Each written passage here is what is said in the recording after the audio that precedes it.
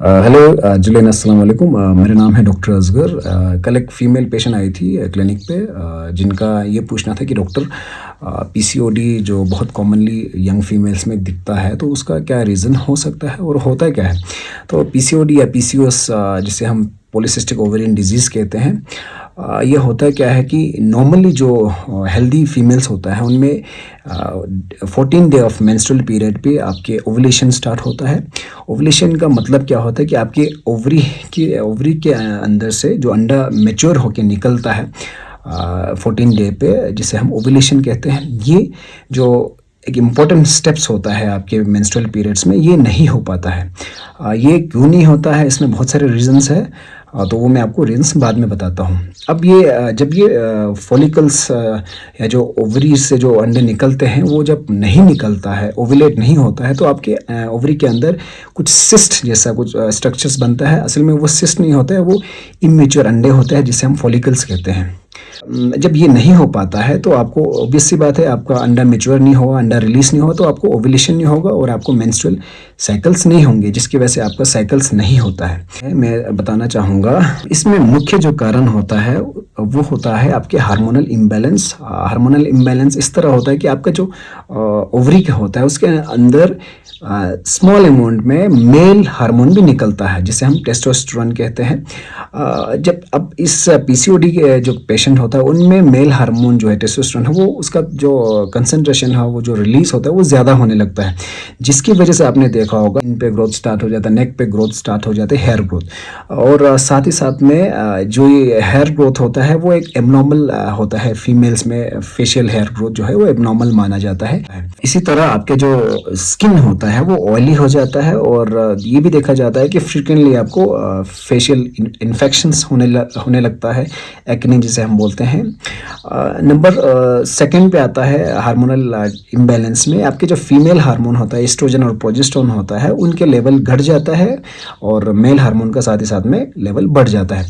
Number second पे आता है इसमें इंसुलिन रेजिस्टेंस। इंसुलिन रेजिस्टेंस क्या होता है, आपके शरीर के अंदर इंसुलिन तो है मगर वो काम नहीं कर पाता है, जिसकी वजह से आपको मोटापा होने लगता है, आपका वेट गेन होने लगता है।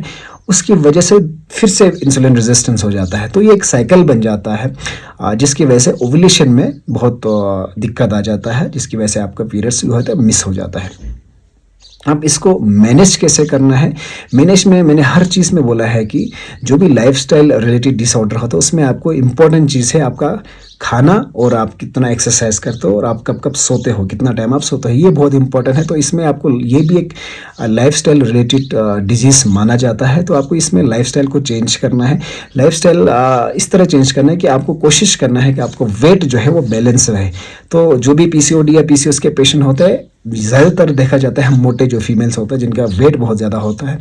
अब वेट ज़्यादा होने की वजह से आपको बताया गया कि इंसुलिन रेजिस्टेंस हो जाता है। इंसुलिन रेजिस्टेंस होने की वजह से आपका ओवुलेशन जो है वो टाइम पे नहीं होता है। तो लाइफस्टाइल में आप वेट कम करेंगे, कोशिश करेंगे 10% वेट आप कम करेंगे विद इन 3 to 4 मंथ, जिससे आपको बहुत ज़्यादा इंप्रूवमेंट देखने को मिलेंगे। आपके पीरियड्स जो है वो नॉर्मल होने लगेंगे, और साथ ही साथ में जो आपका फेशियल जो ग्रोथ, हेयर ग्रोथ वगैरह हो रहा है, उसमें भी आपको रिडक्शन देखने को मिलेंगे। नंबर सेकंड पे आपको डाइट क्या लेना चाहिए। डाइट में बहुत इंपॉर्टेंट चीज़ है, आपको फाइबर डाइट का जो क्वांटिटी है उसको बढ़ाना है, और आपको स्टार्च या शुगर का जो क्वांटिटी उसको कम करना है। या आपके सब्ज़ी में आलू हो गया, अरबी हो गया, इसी तरह आपको जो मीठे मीठे रसगुल्ले होते हैं, आइसक्रीम होता है, पिज़्ज़ा होता है, जिसमें भर भर के सैचुरेटेड ग्लूकोज या कार्बोहाइड्रेट होता है, उसके लेवल को आपको कम करने की ज़रूरत है। साथ ही साथ में आपको फाइबर की क्वांटिटी को बढ़ाना है, आपको फ्रूट्स ज़्यादा खाना है, सब्जियां ज़्यादा लेनी है। इसी तरह आप प्रोटीन ज़्यादा ले सकते हो। इसी तरह थर्ड पे आता है, नंबर थर्ड पे आता है डेली रूटीन एक्सरसाइज। आपको 30 to 40 मिनट्स आपको एक्सरसाइज ज़रूर करना है, जिसकी वजह से एक और फ़ायदा मिलेगा। एक तो वेट बैलेंस में आपको हेल्प करेगा, दूसरा आपका स्ट्रेस लेवल जो है वो कम करने में एक्सरसाइज हेल्प करेगा। इसलिए स्ट्रेस जितना हो सके कम लेना है। आपने ये भी एक्सपीरियंस किया होगा, जब भी आपके कुछ एग्ज़ाम्स होते हैं या कोई फैमिली में कोई डिस्प्यूट होता है, तो उस टाइम आपका ओवुलेशन या आपका मेंस्ट्रुअल पीरियड्स डिले होने लगता है। जब आप एग्ज़ाम से फिनिश हो जाते हो तो आपका पीरियड जो है रेगुलर होने लगता है। तो आपने खुद एक्सपीरियंस किया होगा स्ट्रेस कितना इंपॉर्टेंट रोल प्ले करता है पीसीओडी और पीसीओएस में।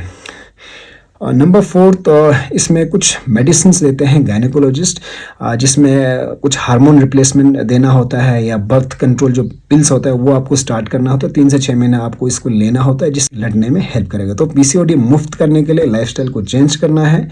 और अगर आपको ये वीडियो इन्फॉर्मेटिव लगे तो प्लीज़ शेयर करें, और जिनको भी पीसीओडी है उनको ज़रूर हेल्प मिलेगा इस वीडियो से। Thank you so much.